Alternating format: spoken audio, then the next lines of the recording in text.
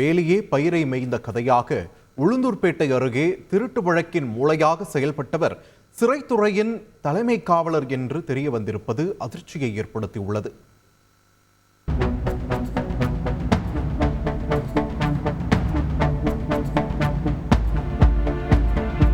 Jailer படத்தில் ரிட்டையர்டான Jailer ரஜினிக்கு சிறையில் அவருக்கு பழக்கமான பழைய ரவுடிகள் உதவுவதை பார்த்திருப்போம். ஆனால் இங்கோ தன் வீட்டின் எதிர் வீட்டில் திருட சிறையில் தன்னுடன் பழகிய திருடர்களுக்கு ஸ்கெட்ச் போட்டு கொடுத்திருக்கிறார் கடலூர் மத்திய சிறையின் தலைமை காவலர் ஒருவர்.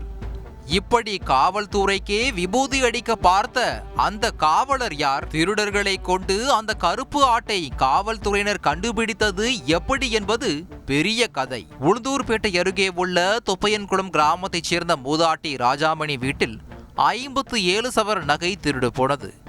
திருட்டு நடந்த அன்று ராஜமணி வீட்டில் தூக்க மாத்திரை போட்டு தூங்கிவிட்டதால் காலையில் வீட்டின் முன்பக்க கதவு உடைந்து இருப்பதை பார்த்துதான் வீட்டில் திருடு போனதே அவருக்கு தெரிந்தது. இந்த திருட்டில் ஈடுபட்ட திருடர்கள் யார் என்பதை கண்டுபிடிக்க தனிப்படை போலீசார் விசாரணையில் இறங்கினர். மோப்ப நாயின் உதவியுடன் திருட்டில் ஈடுபட்ட திருடர்கள் அருகே உள்ள முந்திரி தோட்டத்தில் மது அருந்து விட்டு சென்றிருக்கிறார்கள் என்பதை முதலில் கண்டுபிடித்தனர். பிறகு அந்த இடத்தில் பயன்படுத்தப்பட்ட செல்போன் எண்களின் மூலம் அலசியதில் திருடர்கள் சிக்கிக் கொண்டார்கள். இதன் பிறகுதான் போலீசாருக்கு பெரிய அதிர்ச்சி காத்திருந்தது. இந்த திருடர்களை திருடச் சொன்னதே திருடு போன வீட்டின் எதிர் வீட்டில் வசிக்கும் கடலூர் மத்திய சிறையின் காவலர் ஞானமணிதான் என்று வேலியே பயிரை மேய்ந்தது போல் திருட்டு சம்பவத்தை நடத்திவிட்டு வீட்டில் ஒன்றும் நடக்காதது போல் தூங்கிக் கொண்டிருந்த ஞானமணியை அலேக்காக தூக்கிய போலீசார் அவரிடம் விசாரித்ததில் இன்னும் பல அதிர்ச்சிகள் காத்திருந்தன.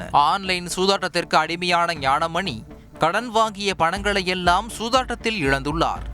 கடன் கழுத்தை நெறித்ததால் வேறு வழி தெரியாதவர் சிறையில் திருடர்களுடன் வைத்திருந்த சகவாசத்தை கொண்டு திட்டம் தீட்டி இந்த திருட்டை அவர்களை கொண்டே நடத்தியிருக்கிறார். திருடிய நகையை கடலூரின் பல இடங்களில் அடகு வைத்து திருடர்களோடு சேர்த்து அந்த பணத்தை ஞானமணி பங்கு போட்டு இருக்கிறார்.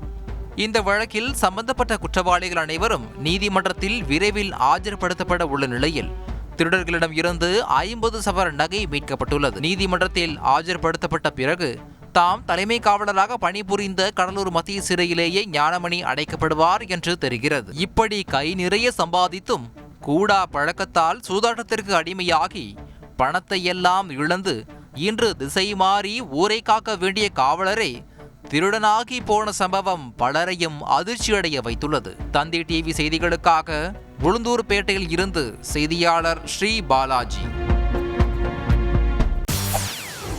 செய்திகளை உடனுக்குடன் தெரிந்து கொள்ள உடனே சப்ஸ்கிரைப் பண்ணுங்க.